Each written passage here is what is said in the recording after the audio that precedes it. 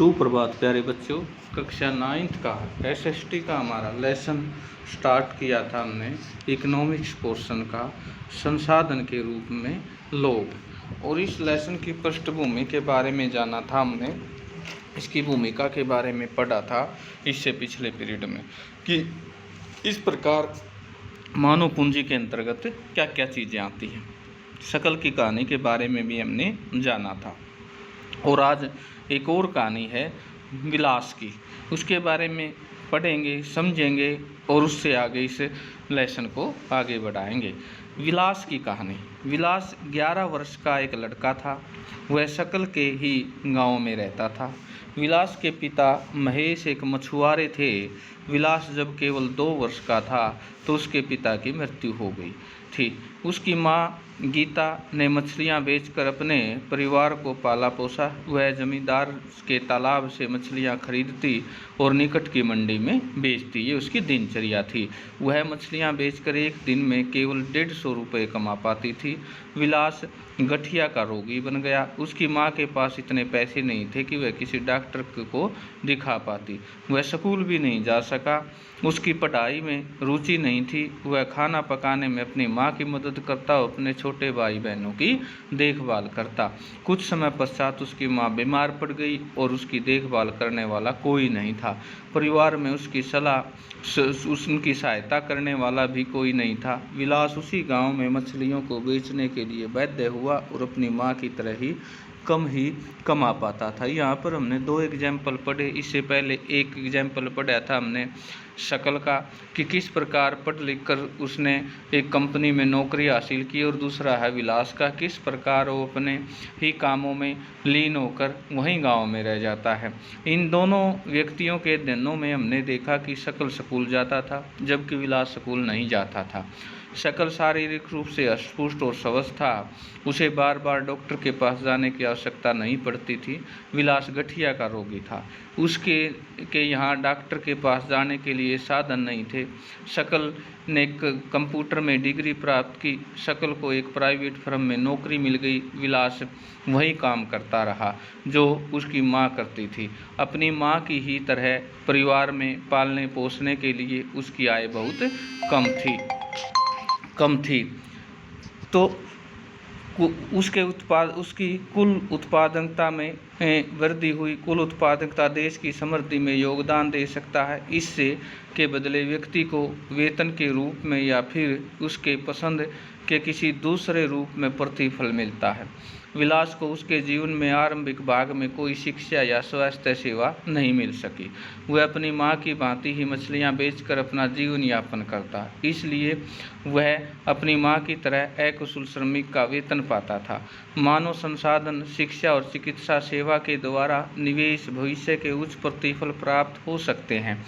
लोगों को यह निवेश भूमि और पूंजी के निवेश की ही तरह है। एक भी बच्चा भी जिसकी शिक्षा और स्वास्थ्य पर निवेश किया जाता है भविष्य में उच्च आय और समाज में वृद्धि योगदान के रूप में अधिक प्रतिफल दे सकता है। तो प्यारे बच्चों, यहाँ पर हमने देखा कि किस प्रकार परंपरागत कामों को छोड़कर पढ़ाई व्यक्ति का सर्वांगीण विकास करती है, और शकल का हमने उदाहरण देखा। वृद्धि और योगदान का प्रतिफल दे सकती है। यह देखा जा सकता है कि शिक्षित माँ बाप अपने बच्चों को शिक्षा पर अधिक निवेश करते हैं। ऐसा इसलिए होता है क्योंकि उन्होंने स्वयं भी शिक्षा के महत्व को अनुभव किया होता है। वे उचित पोषण और स्वच्छता के प्रति सचेत होते हैं। इसी प्रकार से अपने बच्चों की स्कूल शिक्षा, अच्छे स्वास्थ्य की आवश्यकताओं का भी ध्यान रखते हैं।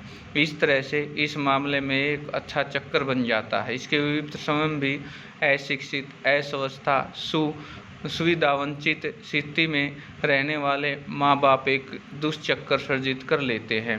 अपने बच्चों को अपनी ही तरह की सुविधाओं से वंचित स्थिति में रखते हैं।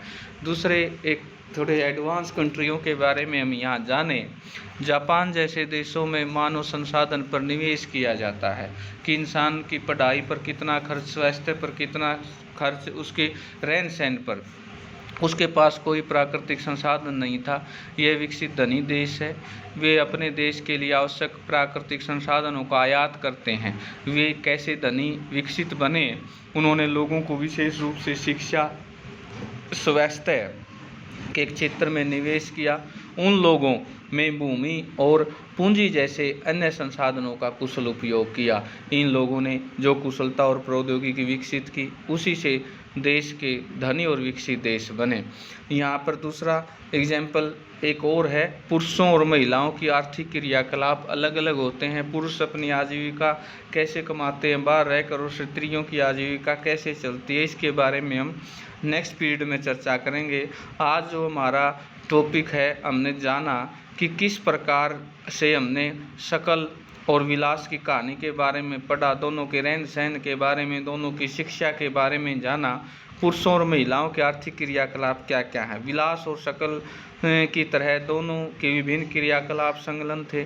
हमने देखा कि विलास मछलियाँ बेचता था और शकल एक फर्म में नौकरी मिल गई। विभिन्न क्रियाकलापों को 3 प्रमुख क्षेत्रों प्राथमिक, द्वितीयक और तृतीयक वर्गीकृत किया गया है। यहाँ पर एक बात जो समझने लायक है वो ये है, प्राथमिक क्षेत्रक में कौन सी क्रियाएँ आती हैं, द्वितीयक में कौन सी आती हैं और तृतीयक में कौन सी आती हैं।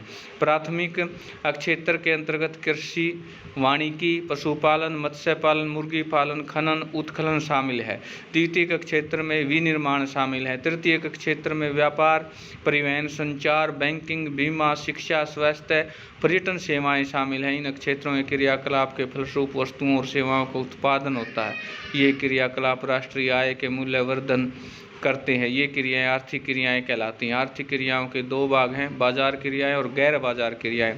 बाजार क्रियाओं में वेतन या लाभ के उद्देश्य में की गई क्रियाओं के लिए पारिश्रमिक का भुगतान किया जाता है। इसमें सरकारी सेवा सहित वस्तु के सेवाओं का उत्पादन शामिल है। गैर बाजार क्रियाओं से अभिप्राय स्वउपभोग के उत्पादन से हैं। इसमें प्राथमिक उत्पादों के उपभोग का प्रसरण का अचल संपत्ति के स्वरूप रेखा है। 2 चीज़ें पढ़ी हमने, 2 व्यक्तियों के रहन सहन, उनकी शिक्षा के बारे में, और प्राथमिक और द्वितीयक और तृतीयक क्रिया क्षेत्र में कौन कौन सी क्रियाएं आते हैं। इस पर विस्तार पूर्वक आप नोट्स लिखेंगे, प्रश्न लिखेंगे। इस लेसन में सबसे मेन इंपॉर्टेंट चीज़ यही है, प्राथमिक क्षेत्र में क्या क्या है, द्वितीयक क्षेत्र में क्या क्या है और तृतीयक क्षेत्र में क्या क्या है। आज के लिए इतना ही, आगे हम नेक्स्ट टाइम पढ़ेंगे।